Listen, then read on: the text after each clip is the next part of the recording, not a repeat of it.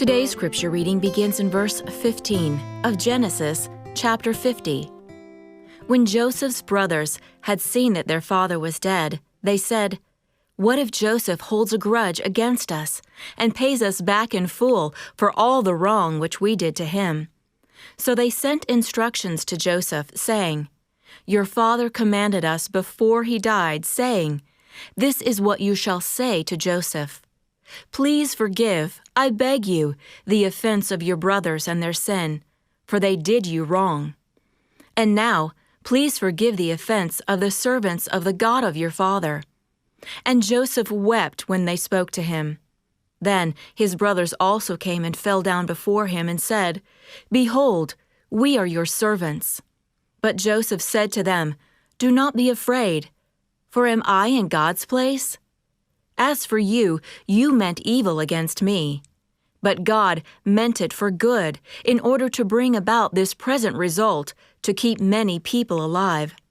So therefore, do not be afraid. I will provide for you and your little ones.' So he comforted them and spoke kindly to them." As those of us who are believers grow in our faith, we move from the milk of elementary truths to the meatier issues of Scripture that challenge our heart and our thinking. One of those deeper concepts is the question of whether God is involved in every circumstance. Spiritually, it gives us a lot to chew on because the answer goes against our natural reasoning.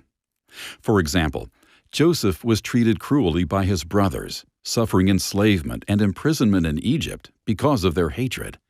We tend to wonder, how could a good God have been involved in that painful circumstance? Yet he worked it all for good, eventually moving Joseph to a position of power as Pharaoh's right-hand man. When we ponder Scripture's deeper teachings, it's important to start with the truths about the Lord's character, power, and promises. These form a foundation that can help us understand His role in both the triumphs and tragedies of life. Although we can't always grasp what God is doing in our circumstances, we can rely on His promise to work all things together for good to those who belong to Him, as we see in the 8th chapter of Romans. It's important to remember that nothing touches us without passing through His loving, sovereign hands.